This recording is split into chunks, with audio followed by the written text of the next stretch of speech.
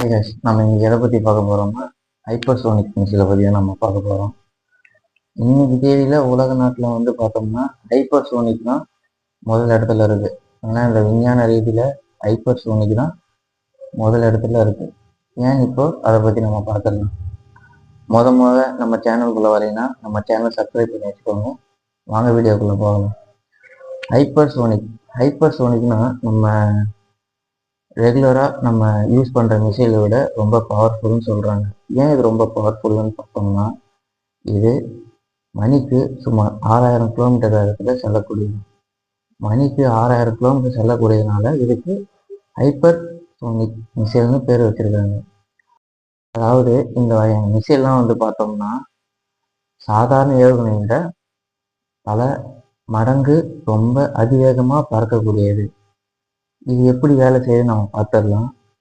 Hypersonic glide vehicle HGV அப்படின்னு சொல்கிறாங்க. இந்த மாதிரியான ஏவுகணைகள்லாம் வந்து பார்த்தோன்னா முதல்ல ராக்கெட் மூலயமா விண்ணில் செலுத்துகிறாங்க. விண்ணில் செலுத்தி அங்கேருந்து நம்மளோட இலக்கை வந்து ஈஸியாக சறுக்கி அந்த இடத்துக்கு கொண்டு போகிறாங்க. அது பேர் தான் கிளைட் அப்படின்னு சொல்கிறாங்க.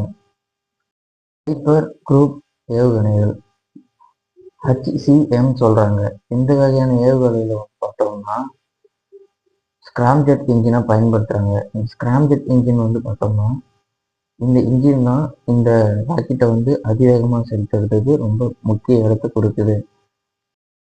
நான் சொன்ன மாதிரி இந்த ராக்கெட்டோட ரகசியமே இந்த ஸ்கிராம்ஜெட் இன்ஜின் தான். இதோட சிறப்பம்சம் என்னென்னு பார்த்தோம்.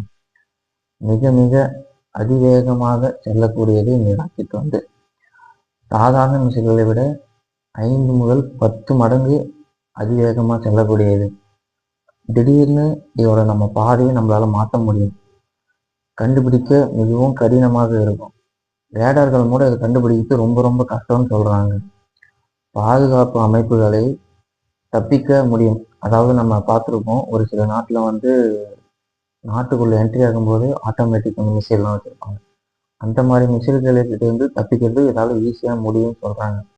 எந்த நாடுகள் இந்த தொழில்நுட்பத்தை வச்சிருக்குன்னு பார்த்தோம்னா உலகத்தில் சில பெரிய நாடுகள் இந்த ஹைப்பர்சோனிக் ஆயுதங்களை உருவாக்கிட்டு இருக்காங்க. அதில் ரஷ்யா இருக்குது, சைனா இருக்குது, யுனைடெட் ஸ்டேட்டும் இருக்குது. அதில் நம்ம இந்தியாவும் இதில் ஒரு முக்கிய பங்கு வகிக்கிறாங்க. இப்போ இந்த பார்த்த நாடுகள்லாம் வந்து பார்த்தோம்னா இந்த தொழில்நுட்பத்தை வந்து ஆராய்ச்சி செஞ்சுன்னு வராங்க. இந்தியாவில் ஹைப்பர்சோனிக் திட்டம் வந்து இருக்கு. இந்த திட்டத்தை வந்து defensive research and development organisation சொல்றாங்க, DRDO. இந்த இந்த ஆர்கனைசேஷன் தான் வந்து இந்த ஆராய்ச்சி செஞ்சுட்டு வராங்க. இந்தியாவில் வந்து உருவாக்கி ஒரு முக்கிய தொழில்நுட்பத்தை கொண்டு வரணும்னு இந்தியா நினைக்கிறாங்க. Hyper technology demonstrator vehicle. இந்த திட்டம் வந்து வெற்றி பெற்றுச்சுன்னா இந்தியா வந்து உலகத்துல முன்னாடி நாடுல ஒன்னா வந்து நிற்கும் அப்படின்னு இந்தியா வந்து சொல்றாங்க. இது ஏன் மிக முக்கியம்னு சொல்றாங்கன்னா ஹைப்பர்சோனிக் மிசைல் வந்து ஒரு நாட்டோட பாதுகாப்பு சக்தியை அந்த அளவுக்கு நிர்ணயிக்குதுன்னு சொல்றாங்க. இதன் மூலமா வந்து விரைவான தாக்குதல் செய்ய முடியும்னு சொல்றாங்க. எதிரிகளை கண்டுபிடிக்கவே முடியாது. இந்த மிசைல் யூஸ் பண்ணோம்னா எந்த ஒரு ரேடார்லையும் சரி, எந்த ஒரு ஜிபிஎஸ் ட்ராக்கர்லையும் சரி கண்டுபிடிக்கவே முடியாதுன்னு சொல்றாங்க.